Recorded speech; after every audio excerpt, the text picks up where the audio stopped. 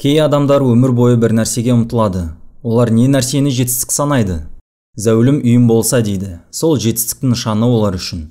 Осынша ақшам болса, мен үшін сол жетістік дейді кей біреулері. Басқа біреулер пәленшеге үйленсем, сол шығар жетістік дейді. Мына нәрсені де ескеруіміз керек. Кейбір адамдар азғантай нәрсені қанағат тұтып, соған мәз болады. Ең азына дән риза. Бірақ мен осы жерде отырған жастарға бір ауыз сөз айтайын. Алла сендерге мейірімін төкті. Алла сендерден ұлы нәтижелерді күтеді. Ол сендерден ең азын күтпейді. Қазіргі кезде исламмен тек аты ғана байланысты қаншама адамдар бар. Мұсылман деген аты ғана бар. Басқа ештеңесі жоқ. Оларға намаз маңызды емес, оларды адал мен арам қызықтырмайды. Олар бұл діннен алыс. Исламды ары қарай көркейту үшін мен не істей аламын демейді. Жұма намазына адамдар көп келді деп жай ғана қуану мен үшін жеткіліксіз болу керек. Жұмаға барса жүректері таза деген сөз бе? Әлде жұмадан өзге күні насихат қажет емес пе? Ол соны білдіреді ме? Есірткіге құмар қанша жастар бар? Өмірін еш мақсатсыз өткізіп жатқан жастарымыз бар емес пе? Олардың бар ойлары видео ойындар ойнап, кино сериалдар көріп ұйықтау ғана. Егер оларда мақсаттарын сұрасан, оқуымды бітіріп жұмысқа тұрғым келеді дейді. Осы да мақсат па? Алла бізге ұлы мақсаттарды, үлкен жетістіктерді нұсқады. Ал сіздің жұмысыңыз сол биік мақсат мұратқа жетудің құралы ғана. Біз өте қызық заманда өмір сүріп жатырмыз. Бүгінгі күнде насихатқа ең мұқтаж жандар ол мұсылмандардың өздері. Сіз жақсы жұмысқа тұрсаңыз да, оны дұрыс істемейсіз. Жұмыс таптыңыз, бірақ күнде кешігіп барасыз. Бірде-бір жобаны аяғына дейін жеткізбейсіз. Сіз тек үстелде отырып, уақытыңызды зая кетіріп жатырсыз. Солай жүріп, бір күні жұмыстан да қуыласыз. Дипломы бар маман болсаңыз да, ол жұмыста ұзақ тұрақтай алмайсыз. Себебі біліктілігіңізді қуаттайтын құжат, сертификаттар жеткіліксіз. Сізге ол жұмысты істеу қажет. Құдіретті Алла бізге ол құжатты беріп қойған. Біз лә иляха иллалланың адамдарымыз. Бұл сөз біздің мұсылман екенімізді айғақтайтын құжат. Бірақ бұл жұмысымыз жасалды дегенді білдірмейді. Егер жұмысымызды атқармасақ, егер өзімізге мән бермей ғапылдықта жүре берсек, не болатынын білесіз бе?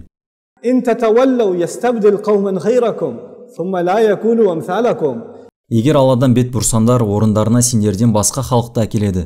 Сосын олар сендер сияқты болмайды. Олар сендер сияқты жалқау болмайды. Мұсылман жастары берік иманды болса, сенімдеріне бекем болса, олар әлемді өзгертуге қауқарлы. Сол кезде әлемді жақсартатын күш олардың қолдарында болады. Бірақ егер мұсылман жастарында нағыз имандылық, сенімінде беріктік болмаса, айналадағы әр нәрсеге еріп адасушылыққа бой алдырады. Олардың өміріндегі ең маңызды нәрселері: жаңа фильм қашан шығады, жаңа iPhone қашан шығады екен. Өмірлеріндегі басқа бір маңыздысы: мынадай көлік мінсем ғой дейді. Болды, онда өмірін одан ары қарай бармайды. Менің ұстазым ислам тауға шыққандай дейтін. Адам тауға көтерілгенде ілмек лақтырады ғой.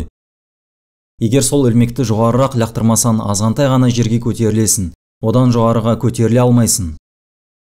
Егер сенің мақсатың ақша, мықты бұлшық еттер, көлік, жұмыстағы лауазым, ойын-сауық, қыздар болса, қайсысы болмасын, сен тек соған ғана жетесің.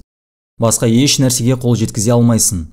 Егер мақсатың өзінен үлкен іске қызмет ету болса, сен эгоистік әлемде өмір сүрмейсің. Сен Алла разылығы үшін, әрі адамдарға пайдалы болу үшін өмір сүргің келеді. Егер мақсатың осы болса, онда күмәнсіз жетістікке жетесің. Өзіне де пайдасы көп тиеді.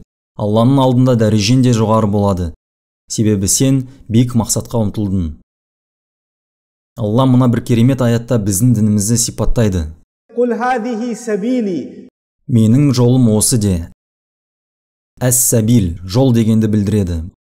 Алла бұл аятта бұл менің дінім, менің исламым деп айт деген жоқ. Менің ақиқатым, менің кітабым деген жоқ. Ол біздің дінімізді жол деген сөзбен сипаттады. Басқа сөзбен емес. Жол деген сапар екенін білеміз. Яғни исламның өзі осы аятта сапар ретінде сипатталады. Бұл нені білдіреді? Кез келген сапарда әрдайым алға жылжу болады. Солай ма? Демек, әр қадам басқан сайын біз межелі жерімізге кешегіден гөрі жақындай түсеміз. Сапар кезінде әр қадамымыз бізді алға сүйрейді. Осы аятта Алла елшісі саллаллаху алейхи вассалям хабарлағандай: бұл дін менікі, сендердікі және біздікі. Ислам бұл сапар. Бұл дегеніміз кешегіге қарағанда бүгін бұл дін үшін үлкенірек не істей аламын, ертең бұдан да үлкенірек. Оның арғы күні одан да үлкенірек не жасай аламын деген ойда болу керек.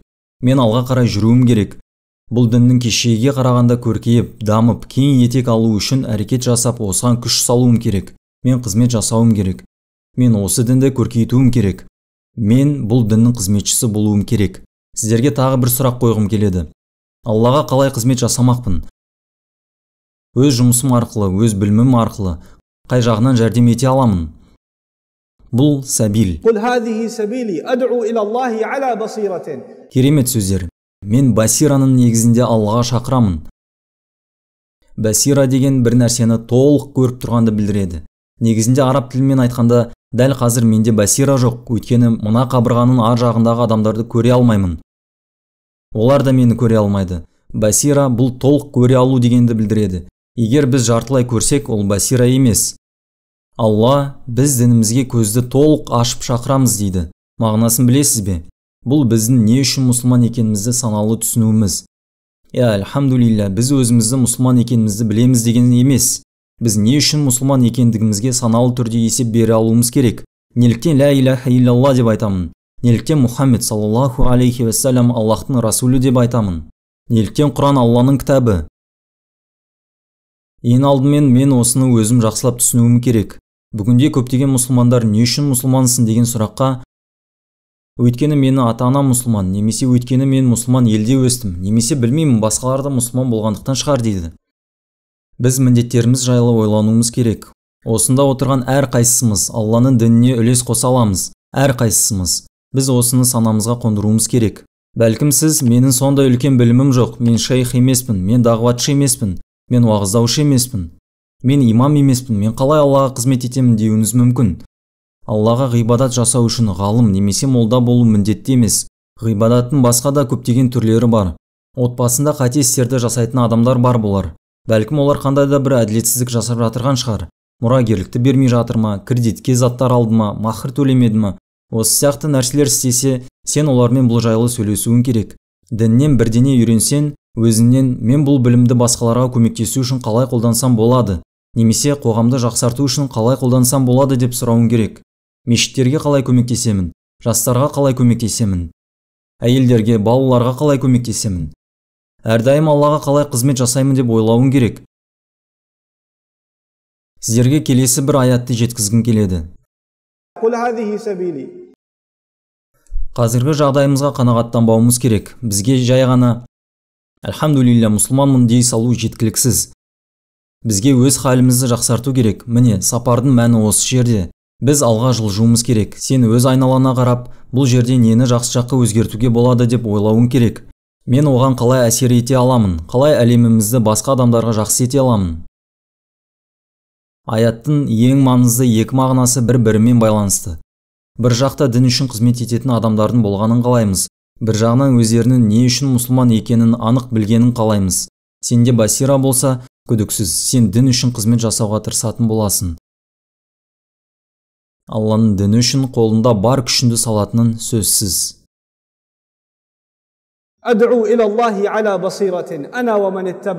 Бұл аятта Алла пайғамбарын саллаллаху алейхи вассаламды қуаттайды. Мен сендерді берік білімге негізделген Алла жаққа шақырамын, сондай менің ізбасарларым. Біздің дініміз өзгелерден ерекшелігінің себебі, егер бізден неге исламды ұстанасыңдар, неге мынаны, ананы жасамайсыңдар деп сұраса, біз білмеймін, бұл жай ғана біздің салтымыз деп жауап бере алмаймыз. Өзге дін өкілдері олай айтуы мүмкін, бірақ біз емес, біздің әр құлшылығымыздың мәні бар. Неге біз ойланбаймыз?